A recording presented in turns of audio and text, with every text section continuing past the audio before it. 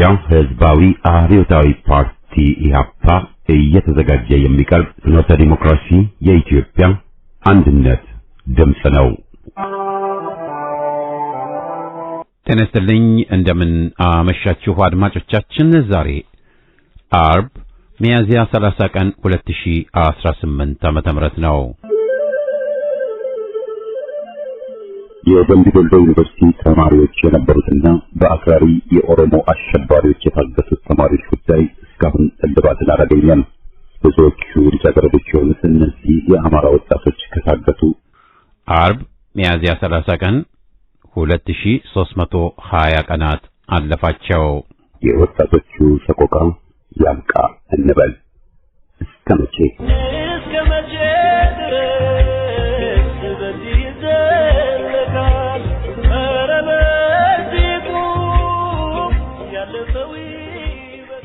ከአድማጮች የደረሱንን ደብዳቤዎች የምናስተናግድበትና በየሳምንቱ አርብ የሚቀርበው ከደብዳቤዎች አምድ ፕሮግራማችንን አሰምተን የዛሬ ዝግጅታችን ፍጻሜ ይሆናል።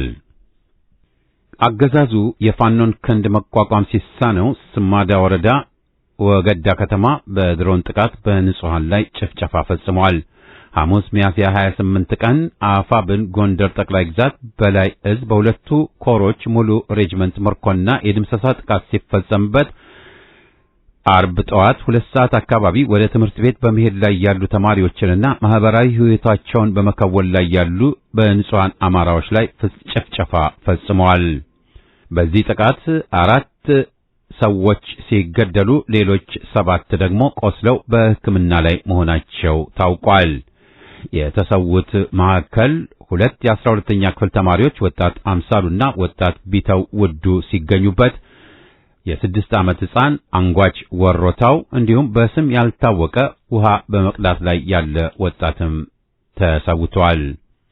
ይህ በእንዲህ እንዳለ ስማዳ ወረዳ ወገዳ ከተማ ላይ ለፋኖ መረጃ ትሰጣላችሁ፣ ሰራዊታችን እንዲደመሰስ አድርጋቸዋል ያላቸውን በቁጥር 30 የሚሆኑ ወጣቶችን ወደ ሸረፍ ጎዲ በመውሰድ ድብደባና ኢሰብአዊ ግፍ እየፈጸመባቸው ይገኛል። በኢትዮጵያ አጠቃላይ ዕዳ 51 ቢሊዮን ዶላር መድረሱ ተገለጸ። ከአጠቃላይ ዕዳው ውስጥ 35.5 ቢሊዮን ዶላር የውጭ ዕዳ ሲሆን ቀሪው 18.3 ቢሊዮን ደግሞ የሀገር ውስጥ ዕዳ መሆኑ ተጠቁሟል። አሜሪካ በየዓመቱ የምታደርገው የ1 ቢሊዮን ዶላር ድጋፍን በተመለከተ ስምምነቱ በቅርቡ በካቢኔ እንደሚጸድቅና ይህም ቀደም ሲል ተቋርጦ በነበረው ድጋፍ ምክንያት በጤና ትምህርትና ግብርና ዘርፎች ላይ ተፈጥሮ የነበረውን ጫና እንደሚያቃልል ተገልጿል። አሜሪካ የምትሰጠው ድጋፍ ተብሎ ይገለጽ እንጂ በከፍተኛ ወለድ የሚከፈል ብድር መሆኑን አገዛዙ አጭበርብሮ ለማለፍ ሞክሯል።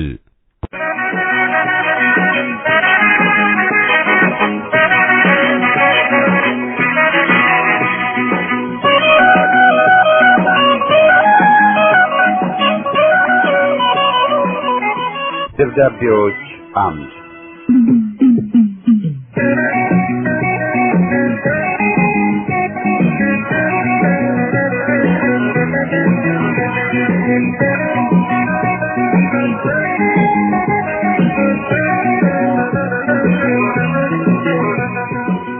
ይህ ፕሮግራም ከእናንተ ከአድማጮቻችን ያገኘናቸውን ደብዳቤዎች የምናስተናግድበት መድረክ ነው። ለፍኖተ ዴሞክራሲ የኢትዮጵያ አንድነት ድምፅ አዘጋጆችና አድማጮች የከበረ ሰላምታዬ ይድረስ።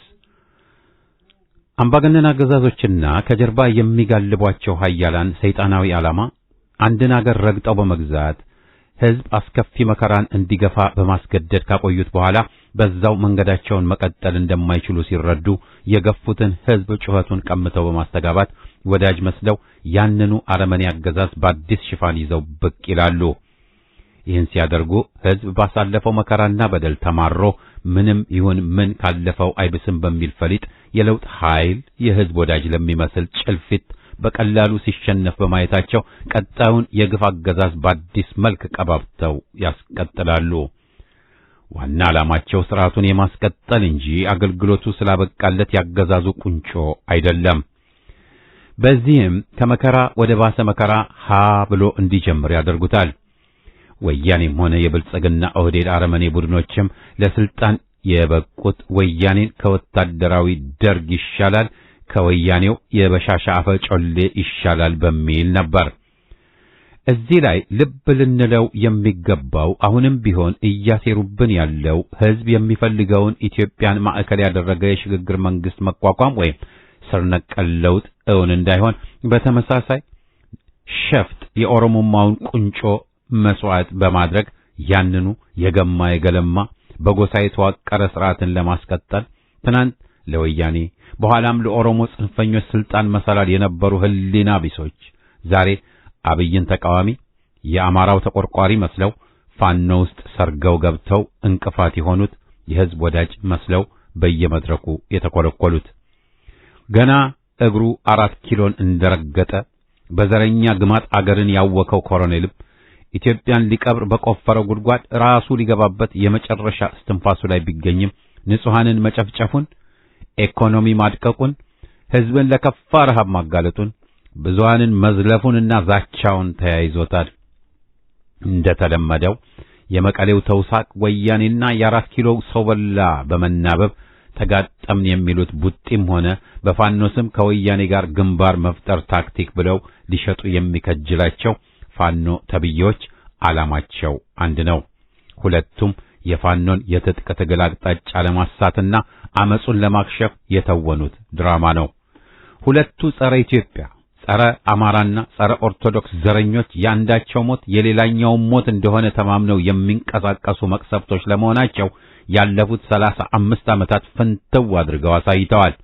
ዋነኛ ጠላታቸውም አማራው፣ ኦርቶዶክሱና ኢትዮጵያዊነት መሆኑንም እንዲሁ አስመስክረዋል። ስለሆነም ይህ እነሱ የዘረጉት አፓርታይድ መዋቅር በቀጣይ መጋዣ መመራቱ የህልውናቸው ዋስትና ሆኗል። ኢትዮጵያን እሾህ ሆና ስትወጋና ስታስወጋ ከኖረችው ግብጽ አምባገነን መሪ የመሐላ ቃል እየተቀበለ በመድገም በጀግኖች ደም ተከብራ የኖረችውን አገር ያዋረደ ለአረብ ኤሚሬቱ የደም ነጋዴ ፍጹም አሽከርና ተላላኪ ሆኖ እያገለገለ ያለው ኮሎኔል ጦርነት ለመቀስቀስ ጎረቤት አገሮችን ሲተነኩስ እንደቆየ ይታወቃል። ሆኖም ግን የጨነቀው ግልገል ፋሽስት መሆኑን ተረድተው ይመስላል አንዳቸውም ከቁም ነገር አልቆጠሩትም።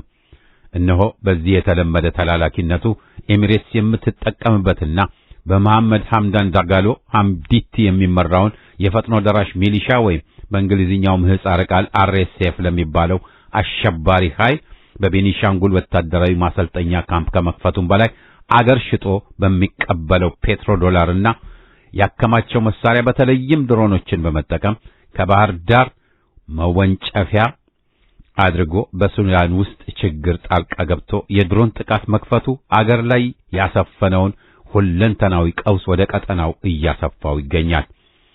አገር ውስጥ በትጥቅ አመጽ በፈጠረው ኢኮኖሚ ድቀትና በመላተ ሕዝብ መተፋቱን የሸፈነ መስሎት የፈሪዱላውን በአገሬ ላይ ብቻ ሳይሆን ጎረቤትም ላይ እያሳረፈ ይገኛል።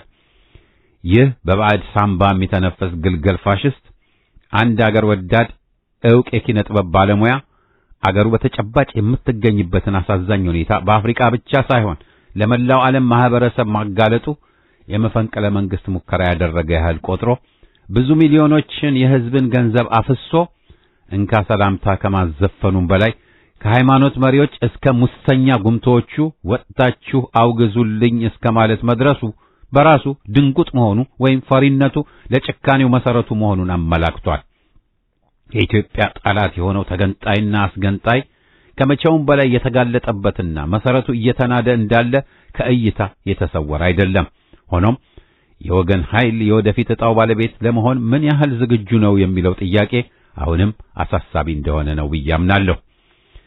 ይህን የምልበት ምክንያት ምንም እንኳ አገር ውስጥ ያለው ተጨባጭ ሁኔታ ለውጥን ያረገዘ መሆኑ ቢታይም ምንም እንኳ የገጠሩ የትጥቁ አመጽ ሁሉን አካታች ለሚሆነው የሽግግር ሂደት አካልና ደጀን ሊሆን እንደሚችል መገመት ቢቻልም በከተማው እንቅስቃሴዎችን የሚያስተባብርና የሚመራ እውነተኛ አስተማማኝ ድርጅት ለምሳሌ እንደ ኢህአፓ አይነቱን አጠናክሮ ማውጣት ባልተቻለበት ወይም ደግሞ ሌላ አገር ወዳድ ድርጅት ወይም ህብረት ባልተመሰረተበት የብዙሃን ማህበራት፣ የሙያ ማህበራት ሚና ክፍተት ህሊናዊ ሁኔታው ወደ ኋላ መቅረቱንና ከተጨባጭ ሁኔታ ጋር አለመመጣጠኑን ያሳያል።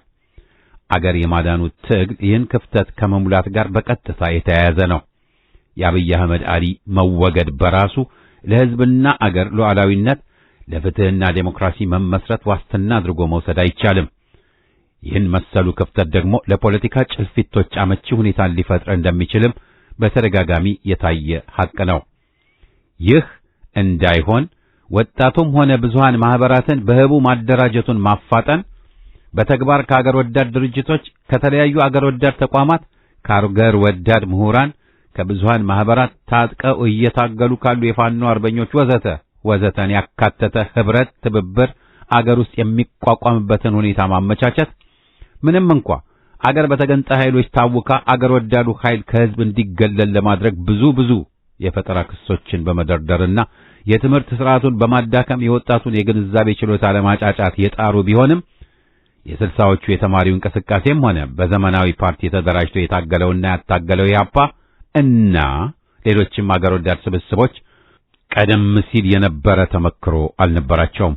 በአንጻሩ የአሁኑ ትውልድ ካለፈው የትግል ተመክሮ የተላለፈለት በመሆኑ ከደከመበትም ሆነ ከጠንካራ ጎኑ የመማር ዕድሉን መጠቀም ይችላል ማለት ነው። በመሆኑም የያኔዎቹ ከበፊቱ ትውልድ የወረሱት የፖለቲካ ድርጅትና የትግል ተመክሮ እንዳልነበራቸው ልብ ይሏል።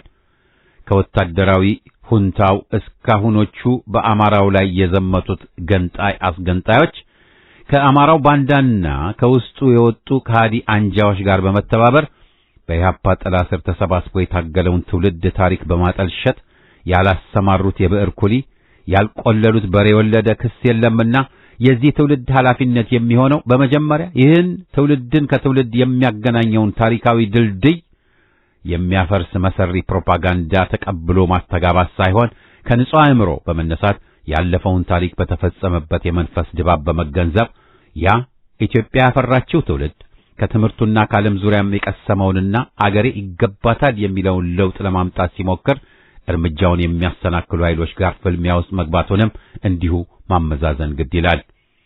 የተመክሮ ክፍተት ካስከተላቸው ሕጸጾች ባሻገር ያ በኢህአፓ ዙሪያ የታገለው ትውልድ ደፋር፣ ለግል ፍላጎቱ ያላደረ፣ በሳል አእምሮ የነበረውና ባለ ራዕይም ነበር።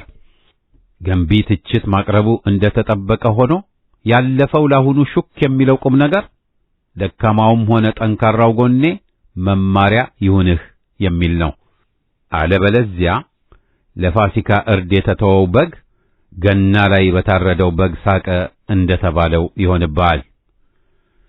ስለ ሕዝብ ወገኖች ከተነሳ ዘንዳ በአጭር ጊዜ በትጥቁ አመጽ ዙሪያ የታየው ተአምር የሚያሰኝ እድገትና ያስመዘገበው ግስጋሴ እንዳለ የሚደነቅና የትጥቅ አመጹን በጋራ አመራር ለማስኬድ የሚያደርገው ጥረትም እንዲሁ ይበል የሚያሰኝ እርምጃ ነው። ሆኖም ህብረት ሲፈጠር የዓላማ አንድነት፣ ጥራትና ግልጽነትን መሰረት ማድረግ ችላ ተብሎ ለተክለ ሰውነት ቦታውን ከለቀቀና አፈጣጠሩም ከታች ወደ ላይ ሂደትን ጠብቆ ሳይሆን ከላይ ወደ ታች ከተጫነ የሚጠበቀውን ውጤት ከማምጣት ይልቅ ትግሉን የሚያጓትትና የህልውና እንቅስቃሴውንም የሚያዳክም እንዳይሆን ቢታሰብበት የምትል ወገናዊ አስተያየቴን መሰንዘር ወዳለሁ።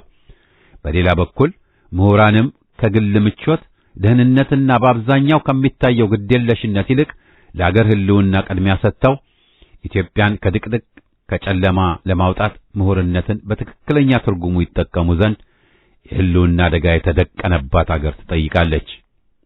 ሸሪክ ተመን ናደው ጎበዜ ነኝ ከኦክላንድ ካሊፎርኒያ።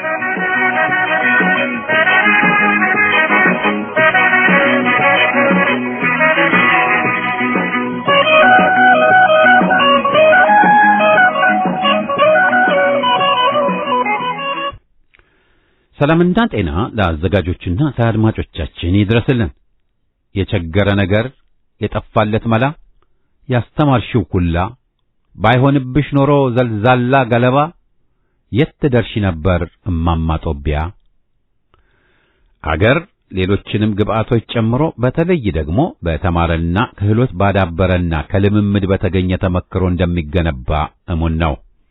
ለአገር ልማትም ሆነ እድገት በበቂ ዕውቀት የተሞላ የሰለጠነ የሰው ኃይል እጅግ አስፈላጊነቱ አያጠያይቅም። በ2007 ዓመተ ምህረት በመሃል የበጋው ወቅት ይመስለኛል በሚኔሶታ ግዛት በሚኒያፖሊስ ከተማ ሚሲሲፒ ወንዝን የሚያሻግረው ድልድይ በእድሜው መርዘም የተነሳ ተቀንጥሶ ሳለ የጠፋውን የሰው ሕይወትና የወደመውን ንብረት የነበርን እናስታውሳለን። በቅርብ ርቀት የሰማዩን ትዕይንት እከታተለው ነበርና የነፍስ አድን ሰራተኞችም በሰማይም በምድርም በጀግንነት ተሰልፈው የሰሩትን ድንቅ ተግባር ጀንበርም ጠልቃ አረሳውም። ሰራተኛውም ከዕለት ስራው በመዘግየት ደርሶ መደበኛ ስራውን እንዳይጎዳውም የተለወጡ መንገዶች ተዘጋጅተው ትራፊክ በሚበዛበት ሰዓት ቢንቀረፈፍም በጥንቃቄ የተሽከርካሪ ጉዞ አልታገደም።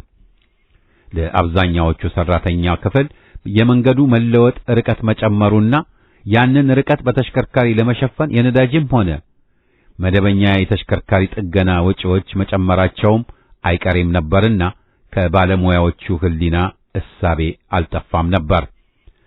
ጥሎብኝ የጠዋት ጋዜጦች ገልበጥ ማድረግና የመኪና ውስጥ ሬዲዮን ዜናዎች ጆሮዎችን በመስጠት የለመድኩት ተግባር ነበርና አዳምጣለሁ።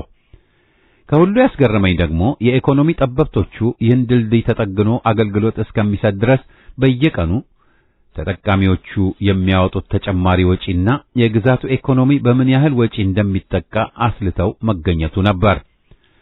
በሙያቸው ችሎታ ረቂቅነታቸው አጀብ ያሰኘኝም ሳላደንቃቸውም አላለፍኩኝም። የእውነት ስሌት በአሃዝ ምስክርነት ግልጥነቷ አይጣል። ሙያቸው በተገቢ ቦታ በመረጃ በመዳሰስ እቅጩን መጻፋቸውና አይተው ምንም እንዳልተፈጠረ ዝም አለማለታቸው ኃላፊነታቸውን ማንም ሳይጎነትላቸው በህሊናቸው ተመርተው ለወገናቸው መረጃዎቹን ማካፈላቸው ነበር። እንደኛዎቹ ወደር የማይገኝላቸው የመንግስት ቃል አቀባይና ደንገጡር ባለሙያዎች ኢኮኖሚው ላይ የሚያስከትለው ተጽዕኖ የለም ብለው ውዥንብር የሞላበት ወሬ አልወሻከቱም።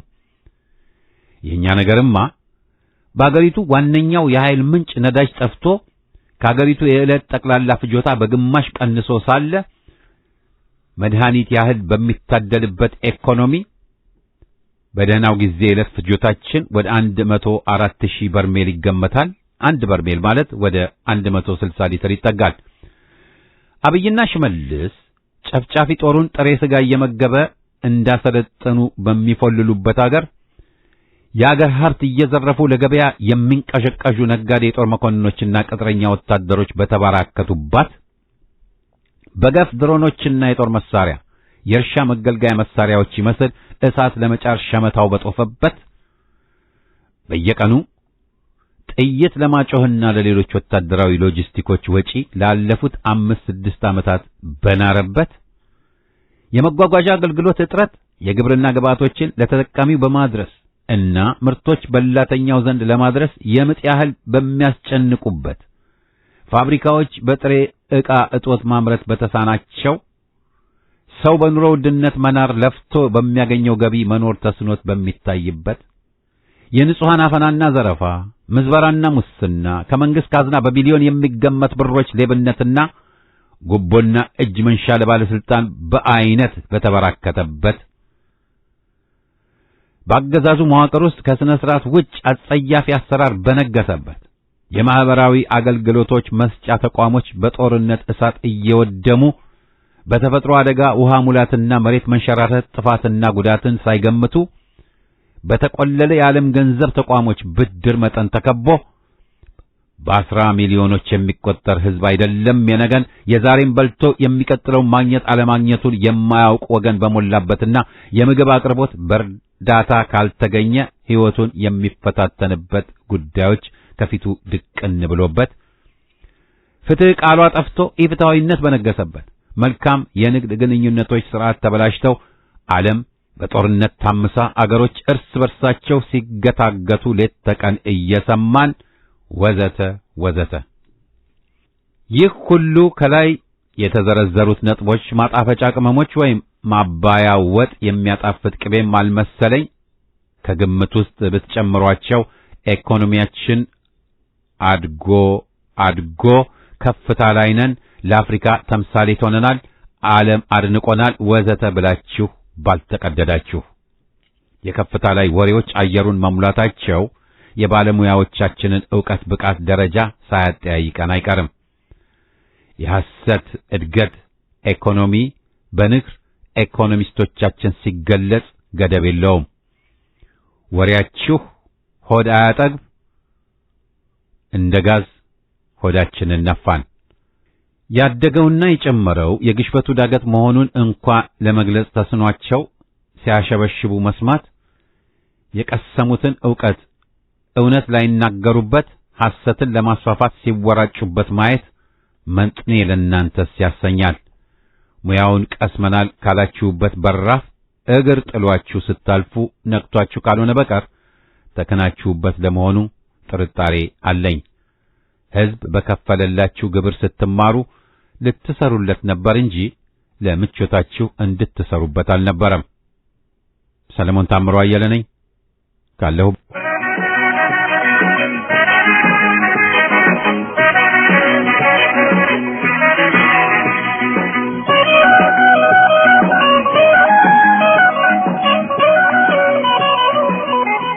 ሰላም ጤና ይስጥልኝ። እንደምን አመሻችሁ ውድ ፍኖተ ዲሞክራሲ ኢህአፓ ራዲዮ አድማጮች ሆይ፣ እውነትን ጠልቶና ፈርቶ የትም ማምለጥ አይቻልም። እውነትን በእውነትነቱ አምኖ መኖር ሁሉንም ነገር ይሳካል እያልኩ የዛሬውን መልእክቴን ጀምራለሁ።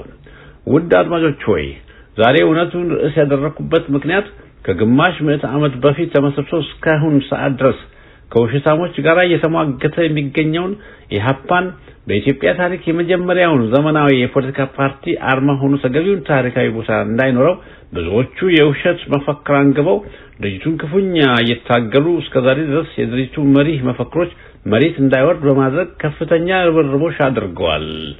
ድርጅቱ ትግሉን ቀጥሎ ብዙዎቹን ውርደትና ውግዘትን እንዲከናነቡ አድርጓቸው እንዲወድሙና ብዛት ያላቸው ላይመለሱ ከነውርደታቸው ያሸለቡ ብዙ ናቸው።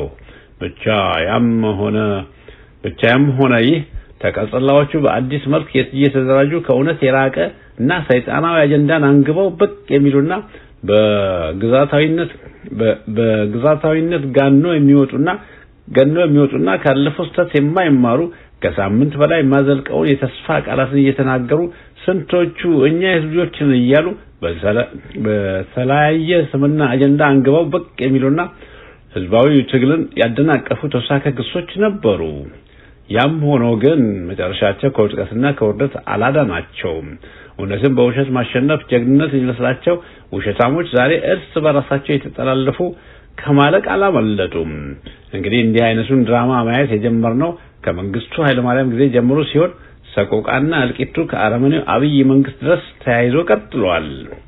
እነዛ ራሳቸውን በራሳቸው ያነገሱ ከኃይለማርያም ደሳለኝ በስተቀር ኢህአፓን ያረገመና ያልገደለ ስልጣን ላይ መቆየት እድል አይኖረውም ተብሎ የተነገራቸው ይመስል ሁሉም መድረክ ባገኙ አጋጣሚ ብለው አፋቸውን የሚከፍቱት ያ ትውልድ ይሉና ለእውነት ሲሉ የተሰዉትን ሰማዕታት ላይ የአገር ክህደት ወንጀል ሲከምሩ ይሰማሉ።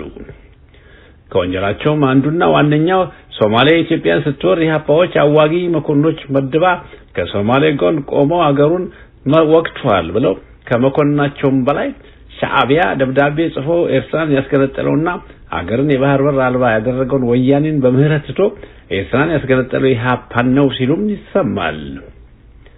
እውነቱ ግን ይህ ነው። ቀደም ሲል ከሻዕቢያ ጋር ሁሉም ድርጅቶች በተደረጉ ስብሰባ ላይ ከሻዕቢያ ጋር አብሮ ለመስራት ኤርትራ የኢትዮጵያ ቅኝ ግዛት ነበረች ብላችሁ አምናችሁ ተቀበሉ ሲባሉ በጊዜው ስብሰባው የተካፈሉ የኢህአፓ አባሎች ለሻዕቢያ የሰጡት መልሱ ኢትዮጵያ ጸረ ቅኝ ገዢዎች እንጂ ቅኝ ገዥ አይደለችም፣ ቀጥፈን ስልጣን አንይዝም ብለው ስብሰባውን ለቀው ሲወጡ የወያኔ ተወካዮች ግን ኤርትራ የኢትዮጵያ ቅኝ ተገዥ እንደነበረች አምነውና ተስማምተው አብረው ተዋግተው ስልጣን የያዘውን ተኩላ ወያኔን ወደ ጎን ትቶ ዋሽተው ስልጣን አልይዝም ያለውን ኢህአፓ መወንጀሉ ራሱ ወንጀል ነው። ኢህአፓ ግን ከውጭም ከውስጥም ዋሾና ስልጣን እንስጣቸው ያሉ ብዙዎችም ነበሩ። ኢህአፓ ግን ከውሸታሞች ይሰውረኝ ብሎ ከዘረኞችና ከውሸታሞች ጋር ግብግብ ተያይዟል። ድርጅቱ እውነቱን ተከትለው አልዋሽም ማለቱ ምንም እንኳን ከስልጣን መያዝ እድሜ ያራዘመበት እንጂ ከታሪክ ተወቃሽነት ውሸታሞችና ከአፍራሾች ጎን አላሰለፈውም። ስለዚህ ኢህአፓ የሰፊው ህዝብ ጋር ፈላጊ ቢሆንም ከዛ ውጪ ግን እውነት እንደ ኮሶብ የሚመራቸው ሁሉ ደገፉት አልደገፉት ውሸታሞችን ደህና ሰንብቱ ብሎ እሱ ግን እውነተኛውን መስመር ይዞ እነሆ እንደ ሳር ውስጥ ውሃ ወደ አለመበት ዓላማ ለመድረስ ያለውን አቋም ማንም አያግደውም። እንግዲህ ኢህአፓን የእውነተኝነት ረጅም ዓላማ ማወቅ የሚፈልጉ ሁሉ የኢህአፓን ፕሮግራም ማንበብና በተጨማሪም ፍጻሜ የሆነውን ፍኖተ ዲሞክራሲ ራዲዮ ማዳመጥ የግድ ይላል። ይህን ያደረገ ሁሉ በቀላሉ ስለ ኢህአፓ ሊረዳ ይችላል። ያኔ ደርግ ሲመጣ ካለምንም ደም ጭንብል አጥልቆ ኢህአፓን አጠፋለሁ ብሎ አንድ ትውልድን የመተረውን ደርግ መጨረሻ ግን ኢህአፓ ግን ማጥፋት አቅቶት መጨረሻ ላይ ራሱ ከነግብረ አበሮቹ ጋር ጠፍቷል። ወያኔም ቢሆን ምድረ ዲቃላዎችን ሰብስቦ ለዛውም ዓለምን ብለው ዘርከርጓሚ ሲባል በረከት ሲሞን በአማራ ጫንቃ ላይ ጭነው መለስ ዜናዊ በስመ ምስጢራዊ ስብሰባ ላይ ከነታምራት ውጪ ሌላ ኢህአፓ የለምና እነሱንም ቢሆኑ የብአዴን ጭንብል አልብሰናቸዋልና በኔ ስልጣን ዘመን የኢህአፓን ስም የሚጠራ በስልጣን እንዲባረር እንዳዘዘና ከዛም አለን ብለው የሚኖሩ ቢኖሩ በክህደቱ በእድሜ ብዛት ሞቶ ያልቃሉ ያለው መለሰም እንዳጋጣሚ ሆኖ እሱ ቀደም ብሎ መሄዱን መጨረሻ ለወያኔም በኢህአፓና በአማራ ጥላቻ ስለተመረዙ ዛሬ ሁሉ ሆነ ብዬ ተራ ያለቁ ሲሆን ታዲያ ተቀጥለው አብይም ካለፉት አስከፊ ስርዓቶች መሪዎች በባሰ መልኩ አንጃ ግራንጃውን ሰብስቦ መደመር ብሎ መቀነስ አብዝቶ ሐቀኛ ዜጎችን የሚያሳድዱ ቡድን መስርቶ አገርን እያመሰ ያለው ዘረኛ ክፉ ጠላቶች የከፋ ጠላት ስለሆነ እሱን ለማስወገድ የሚደረገው ማንኛውም ትግል ሌሊት ለድርድር የሚቀር መሆን የለበትም። በጎችን አባሮ ጅቦችን እንደ ከብት አምኖ አብሮ መኖር ይከብዳል። ቅድሚያ ስርዓቱን ማስወገጃ የዜጎች ዘንድ ዋነኛው አጀንዳ መሆን ያለበት ጉዳይ ብዬ አምናለሁ። ይህ በእንዲህ እንዳለ ደግሞ አሁን በዓለም ዙሪያ ያልተደረገ የተቀዳው ሰላማዊ ሰልፍ ላይ እንዲሁ ባንዲራ ይዞ ታይቶ መመለስ ሳይሆን በድሮን ያለቀውን ህዝብና ስንት ድሮኖች ጄቶች አረመኔው አብይ እንደተጠቀመ ስንት ዜጎች በጭፍጨፋ ህይወታቸውን እንዳለፈ በደብዳቤና በቪዲዮ የተደገፈ ማስረጃ ማቀበል ያስፈልጋል። እንደሱም ቢሆኑ አውቆ የተኛውን ቢቀሰቅሱ አይሰማ ቢሆንባቸውም የሞቱን ጉዳይ ገዳዩን ሟች አድርጎ ማቅረቡ ሳንዘነጋ ሰልፈኞች ግን ግዴታቸውን በዚሁ መልስ ቢቀርቡ ይበልጥ ውጤት ይኖራል ብዬ ገምታለሁ። በዚህ አጋጣሚ ለደቡብ አፍሪካ መንግስትም ይህን መልእክት አስተላልፉ። በሀገራችን ውስጥ በሁሉም ስደተኞች ላይ እየተፈጸመ ያለውን ግድያ ማስቆም፣ ስደተኛ ወደ አገሩ መመለስና መፍትሄ መሆኑ ሳለ መግደልና ማሰቃየት የናንተ ስራ መሆን አልነበረበትም። ያኔ እናንተ በአፓርታይድ ስትሰቃዩ ከጎናችሁ ቆም ብሎ የተባበራችሁን ህዝብ ልጆች ነው እየሞቱ ያለውና ደቡብ አፍሪካ መንግስት የዛሬውን የትናንትናውን የሚያስታውስ ደብዳቤዎች ይጻፍላቸው እያልኩ የዛሬውን አስተያየቴ እዚሁ ላይ አበቃለሁ። በተረፈ ድል ለሰፊው የኢትዮጵያ ህዝብ ሲሉ ይህንን መልእክት የላኩልን አቶ ማስንቆ ጉልማ ከኤድመንተን አልበርታ ናቸው።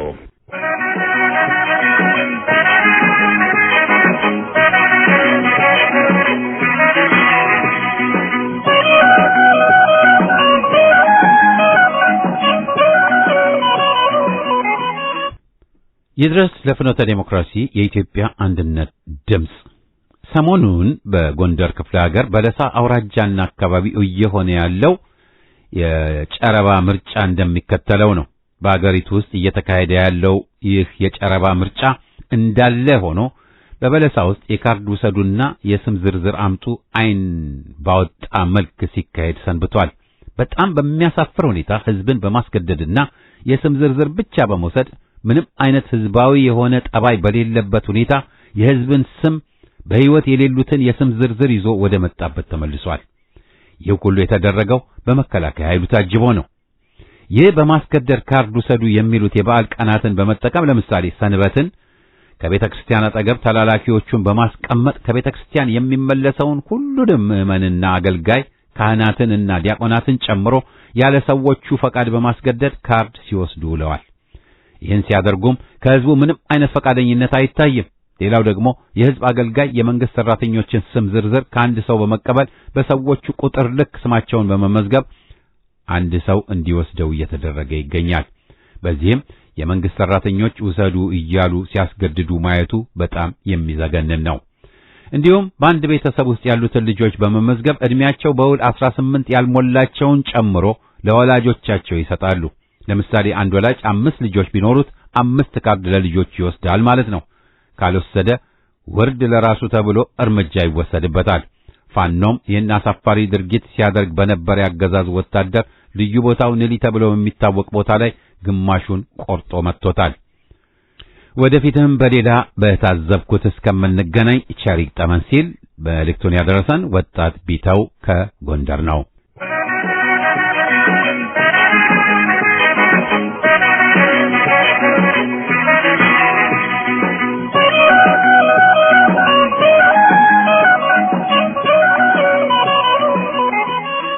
ሰላም ወገኖች፣ ነዳጅ ወደ ነበረበት ተመልሷል ብለው በሰበር ዜና ህዝቡን በተስፋ አጫፍረው ሲያበቁ በጀርባ በር በአንድ ገጽ ደብዳቤ ነዳጅ በሊትር 25 ብር ጨምረው ምንም እንዳልተፈጠረ ይሆናሉ።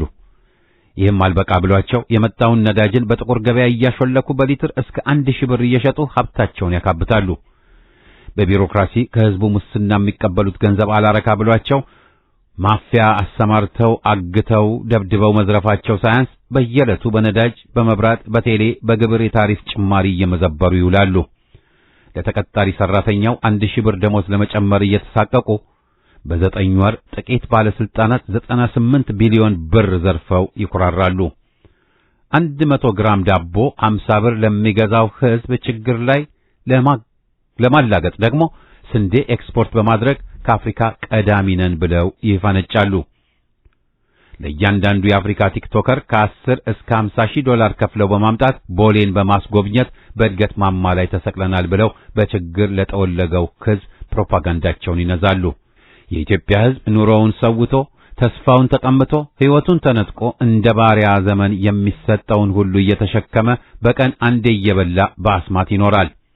ባርነትን የሚጠየፍ በአንድነት ለመብቱ ለጥቅሙ የሚቆም የሚገባውን ለማግኘት የሚታገል እምቢ ብሎ የተቀማውን የሚጠይቅ ህዝብ እስከሌለ ድረስ ነገም እየተማረሩ መኖር ይቀጥላልና ኧረ በቃ ብለን እንነሳ። ተርቡ ነኝ ከአዲስ አበባ።